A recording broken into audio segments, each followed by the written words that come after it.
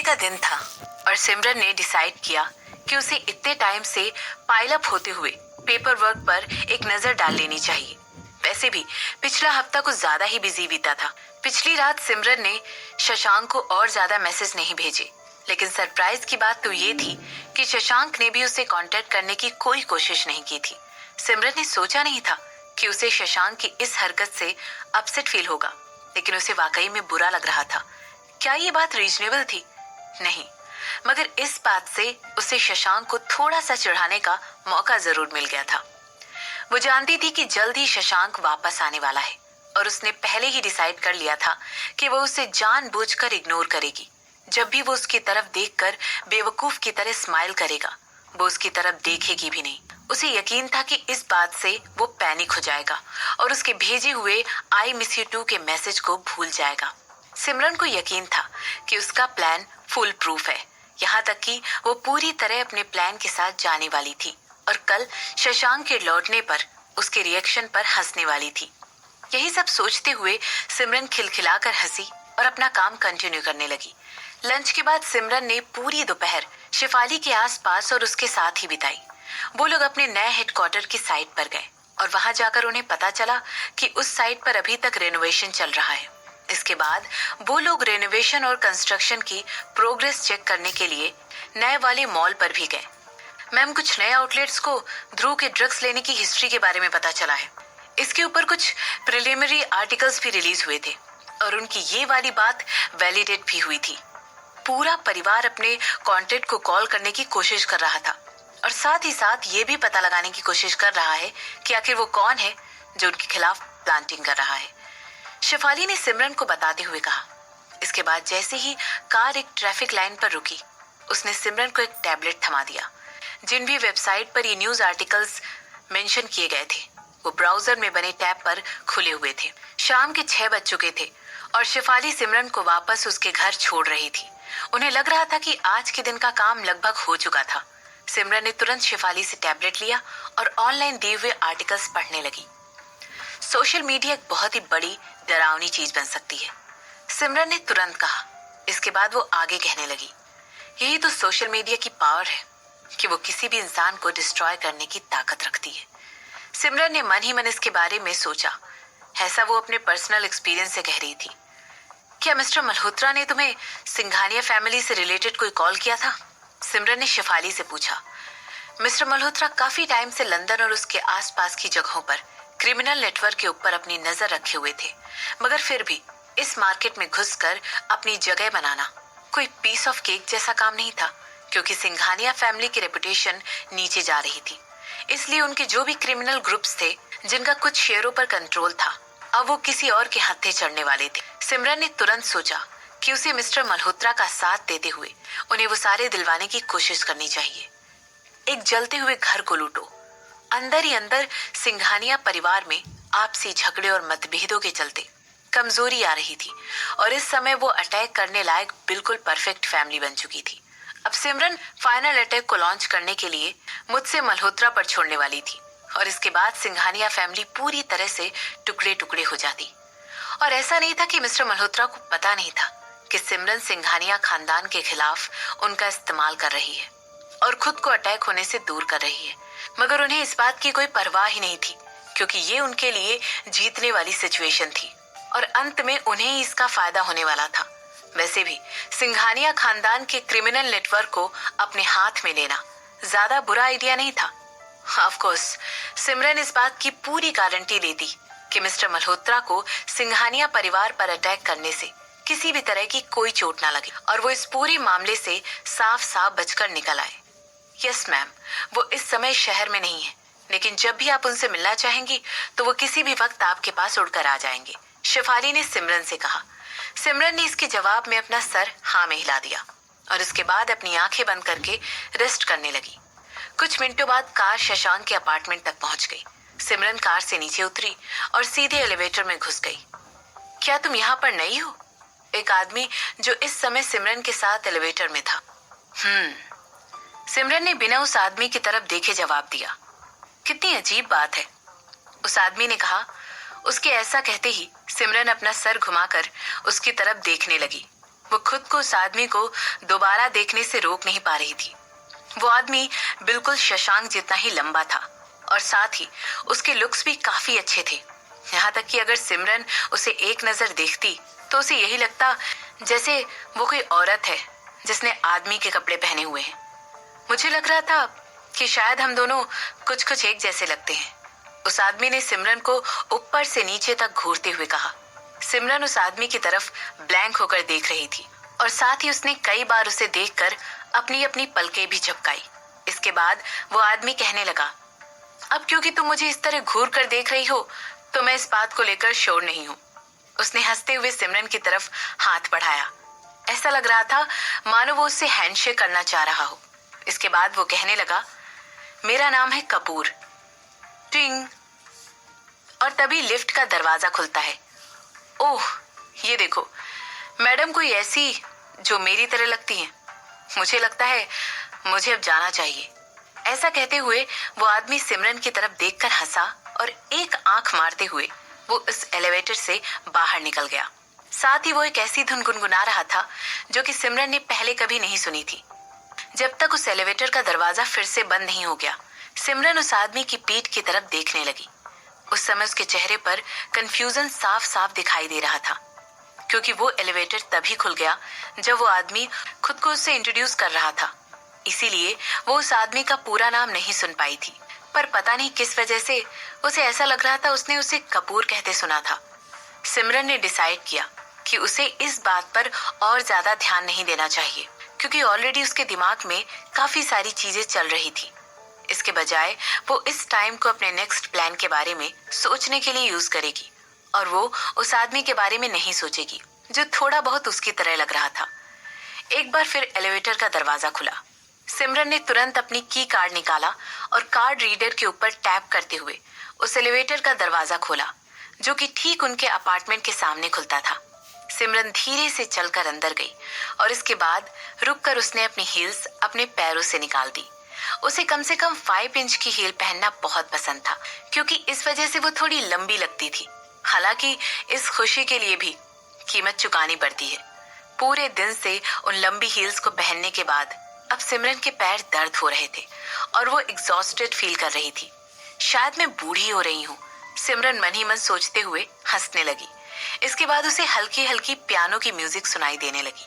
उसके आईब्रोज तुरंत फ्राउन हो गए, लेकिन उसके कदम अपने आप ही लिविंग रूम की तरफ चलकर जाने लगे। उसने अपने एक हाथ में अपने स्टेलीटोस पकड़ी और उसके बाद अपना बैग धीरे से जमीन पर रख दिया। इस समय उसका पूरा ध्यान उस आवाज पर था और उसने इस बात का ध्यान रखा कि स्टेलीटोस का शार्प एंड बाहर की तरफ रहे, ताकि वो उनका इस्तेमाल करके अटैक कर सके।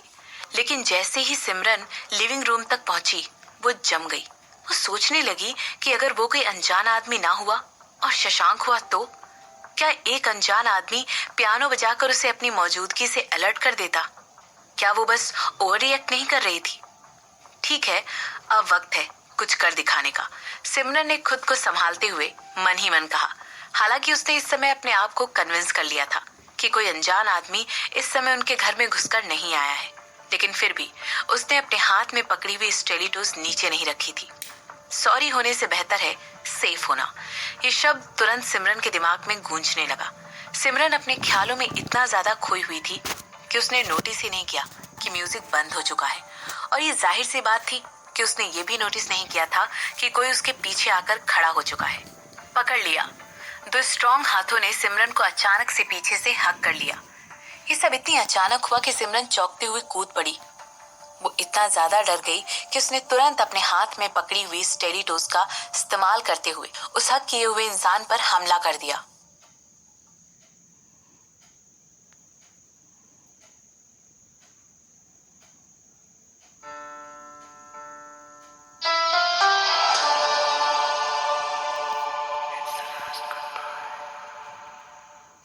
मैं तुम्हें ज्यादा मिस करता हूँ, शशांक ने उसे हक करते हुए कहा। आखिर वो उसे इग्नोर करने के अपने इनिशियल प्लान को कंटिन्यू करने का दिल कैसे रख सकती थी, जबकि वो उससे इतनी स्वीटली बात कर रहा था। एक तरह से वो उसे ऐसा करके उसके सवाल का जवाब ही तो दे रहा था। इसके बाद सिमरन ने अपना सर उसके चेस्ट पर रखते हुए उसकी स्मेल को महसूस किया। तो तुम घर आ ही गए, सिमरन ऐसा कहते हुए एक बड़ी सी मुस्कुराहट के साथ उसे देखने लगी। हालांकि वो उसे देखकर थोड़ा सा सरप्राइज तो हुई थी, मगर वो इस बात को झुठला नहीं सकती थी कि वो उसे देखकर बहुत ज्यादा खुश थी। उसे रियलाइज हुआ कि वो अपने हस्बैंड के सामने कमजोर पड़ती जा रही थी और धीरे धीरे उसे उसकी आदत पड़ती जा रही थी। मुझे डिनर की खुशबू आ रही है, सिमरन ने कुछ सेकंड के बाद कहा। मुझे इस तरह हक करना बंद करो, अभी 3 दिन भी नहीं हुए हैं। अपनी आंखें घुमाते हुए सिमरन ने शशांक से कहा। अब सिमरन ने उसके माथे पर किस किया, तब जाकर उसने उसे छोड़ा। आओ, हमें उस घाव पर कुछ लगाने की जरूरत है, सिमरन ने शशांक का हाथ पकड़ते हुए। इसके बाद वो उसे खींचते हुए 2nd फ्लोर वाले रूम तक लेकर आ गई। उसके घाव पर दवा लगाने और अच्छे से ड्रेसिंग करने के बाद उन दोनों ने एक बहुत ही डिलीशियस डिनर किया। दरअसल शशांक ने उन दोनों के लिए मटन कोरमा बनाया था। डिनर के बाद उन दोनों ने डिसाइड किया कि वो लोग काम करने के बजाय साथ में बैठकर मूवी देखेंगे, या फिर यूं कहें कि शशांक जबरदस्ती सिमरन को खींचते हुए अपने साथ मूवी दिखाने के लिए ले जाने लगा। नहीं, मैं वो नहीं देखने वाली हूँ, सिमरन ने अपना सिर हिलाते हुए कहा।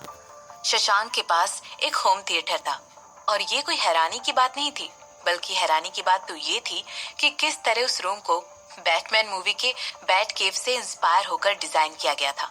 उस पूरे रूम में आर्टिफिशियल चमगादड़ छत से लटके हुए थे, यहाँ तक कि वहां पर एक कस्टमाइज किया हुआ बैट सूट और एक बैट मोबाइल फिगर जो कि ग्लास डिस्प्ले केस के अंदर रखा हुआ था, बनवाया गया था। सिमरन को इस बात का यकीन था कि शशांक ने इस रूम को बनवाने के लिए काफी मेहनत और टाइम लगाया था। उसे नहीं पता था कि उसका हस्बैंड बैटमैन का इतना बड़ा फैन है। ऐसा सोचते हुए वो मन ही मन कहने लगी, सो क्यूट। भला टाइटैनिक किसे नहीं पसंद होगी, या फिर द नोटबुक के बारे में तुम्हारा क्या ख्याल है, शशांक ने सिमरन से पूछा। नहीं, सिमरन ने एक बार फिर अपना सिर हिलाया और अपने हाथों को क्रॉस करके अपने चेस्ट के ऊपर रख लिया। मुझे तो लगा था कि औरतों को हमेशा इस तरह की मूवीज देखना पसंद होता है, शशांक ने इस बात को नोट करते हुए टीवी स्क्रीन की सेटिंग्स को स्कैन करना शुरू किया। प्लीज तुम मुझे दूसरी औरतों के तराजू में तोलना बंद करो। भला मैं कोई ऐसा दुखी कर देने वाला सीन क्यों देखूं जो पूरे दिन मेरे मूड को अफेक्ट करता रहे। ऐसा कहते हुए सिमरन उस होम थिएटर के डिजाइन को बड़े ध्यान से देखने लगी। इसके बाद वो शशांक से कहने लगी, मुझे नहीं पता था कि तुम एक बैटमैन फैन हो। आई लव बैटमैन, उसने सर हिलाते हुए कहा। इसके बाद वो कहने लगा, वो बिल्कुल मेरी तरह है। तो तुम्हारे कहने का मतलब है कि तुम भी एक हीरो हो, सिमरन ने हंसते हुए कहा।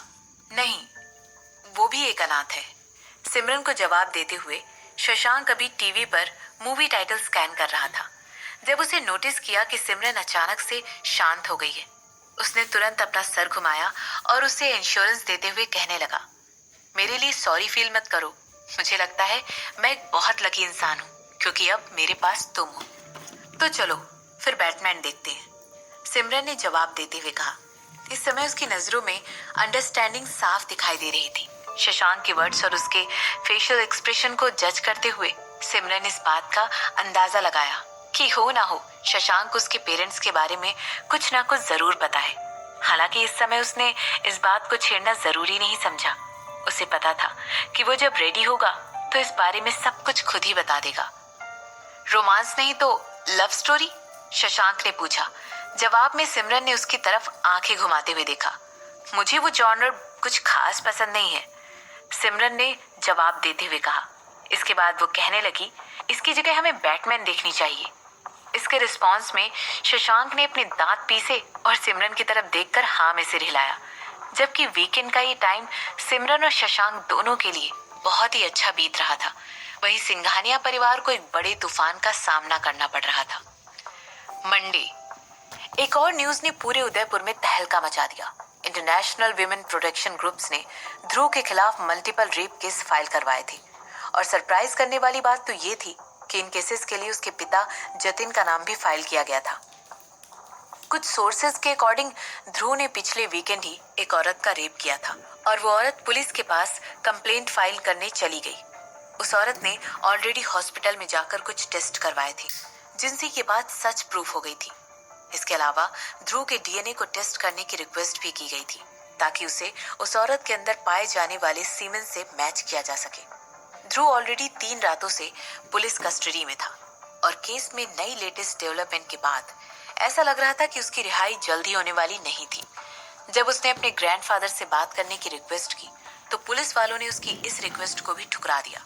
यहाँ तक कि उन्होंने उससे ये तक कह दिया कि उसके ग्रैंडफादर इस समय अपने बेटे का केस हैंडल कर रहे हैं। इस समय सबकी अटेंशन सिंघानिया फैमिली पर थी, तो इस समय गवर्नमेंट ऑफिशियल्स उनसे ही घूस लेकर उनकी हेल्प कैसे कर सकते थे। इसके बाद जो फोटोज एक जगह से ली गई थी उनमें साफ दिखाई दे रहा था कि जतिन एक मर्डर सीन में एक कातिल के तौर पर शामिल है। न जाने कैसे ये फोटोज और लाइन भी सर्कुलेट होने लगी। इसके ऊपर से जतिन के किए गए और क्राइम्स भी ऑनलाइन पोस्ट होने लगे। साथ ही साथ पब्लिक को इन सारे एविडेंस को देखने की खुली छूट थी। पब्लिक ओपिनियन तुरंत मुजरिमों के खिलाफ हो गई। सबके सब विक्टिम्स की फैमिली के साथ सिंपैथी दिखाने लगे और सिंघानिया परिवार से नफरत करने लगे। इसीलिए जब सिंघानिया परिवार के फैमिली मेंबर्स की ऑनलाइन डाली हुई पुरानी तस्वीरें दिखी जिनमें वो लोग अपनी शानो शौकत वाला लाइफस्टाइल फ्लॉन्ट कर रहे थे, तो उन्हें देखकर उनका गुस्सा और ज्यादा बढ़ गया। सिंघानिया परिवार जानी मानी फैमिलीज में से एक था जिसे शहर में सब लोग बड़ी अच्छी तरह जानते थे। यहाँ तक कि वो लोग एक कसीनो के मालिक भी थे और उन्हें इस बात पर बड़ा गर्व भी महसूस होता था। ये सब तब की बात है जब ये बात साबित नहीं हुई थी कि वो लोग इलीगल गैम्बलिंग और इलीगल मनी लैंडिंग जैसी एक्टिविटीज में इन्वॉल्व थे। ऑफ कोर्स इस बात का कोई सॉलिड एविडेंस नहीं था क्योंकि सिंघानिया परिवार ने इस बात का पूरा ख्याल रखा था कि उनकी इलीगल एक्टिविटीज के बारे में कोई भी खबर कहीं बाहर ना जा पाए। कुछ दिनों बाद इनकम टैक्स ऑफिस भी इस केस में इन्वॉल्व हो गया।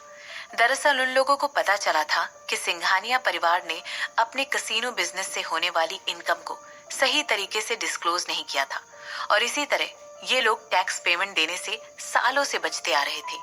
एक हफ्ते से भी कम के समय में सिंघानिया परिवार को ऊपर से नीचे ले आया गया था। उनकी सारी एक्टिविटीज पर बराबर नजर रखी जा रही थी। पुलिस उन पर बहुत ही बारीकी से ध्यान रख रही थी और गवर्नमेंट के द्वारा भी एक ऑडिट टीम को उनके सारे अकाउंट एंड रिकॉर्ड्स को स्क्रूटनी करने के लिए बिठाया गया था। थर्सडे। फादर इतने ज्यादा स्ट्रेस में है मिस्टर कपूर। मैं इन सब के बारे में कुछ नहीं कर सकती हूँ। मिसेस कपूर की आवाज मिस्टर कपूर के घर वाले ऑफिस में गूंज उठी। दिन बर दिन सिंघानिया परिवार के बारे में न्यूज बिगड़ती ही जा रही थी। खैर, इस समय तुम आराम से घर पर बैठो और कुछ दिनों के लिए बाहर जाना अवॉइड करो। अपने फादर के बारे में ज्यादा चिंता मत करो। मुझे यकीन है वो इससे बाहर निकलने का कोई ना कोई तरीका जरूर निकाल देंगे। मिस्टर कपूर ने ऐसा कहते हुए अपनी आईब्रो सिकोड़ ली। जितना वो मल्होत्रा परिवार की हेल्प करना चाहते थे उतना ही इस मामले के बारे में उन्हें ये एहसास हो जाता था कि वो चाह कर भी इस मामले में कुछ नहीं कर सकते थे। हालांकि मिस्टर कपूर के कुछ फ्रेंड्स गवर्नमेंट ऑफिशियल थे, लेकिन उन लोगों की भी हिम्मत नहीं थी कि वो इस मामले में उनकी जरा सी भी मदद कर सके। और अब जबकि इंटरनेशनल कमेटी की भी आंखें सिंघानिया परिवार पर थीं, तो वो लोग कोई रिस्क नहीं लेना चाहते थे। मेरे फादर सिर्फ इन सब के पीछे जिस दोषी का हाथ है उसका पता लगा सकते हैं, मगर वो चाह कर भी भाई और ध्रुव की मदद नहीं कर सकते हैं। उन दोनों के खिलाफ जो भी सबूत मिले हैं वो बहुत ज्यादा सॉलिड है। वो उन्हें बाहर नहीं निकलवा सकते हैं। मिसेस कपूर ऐसा बोलते हुए मिस्टर कपूर के पास जाकर खड़ी हो गई। करण, मुझे डर है। क्या होगा अगर उन्हें मेरे फादर के खिलाफ भी सबूत मिल गए तो? अगर मेरे फादर भी अरेस्ट हो गए तो फिर सिंघानिया परिवार? इसके आगे बोलने के लिए मिसेस कपूर में जरा भी हिम्मत नहीं बची थी। उनके होंठ डर के मारे बुरी तरह कांपने लगे।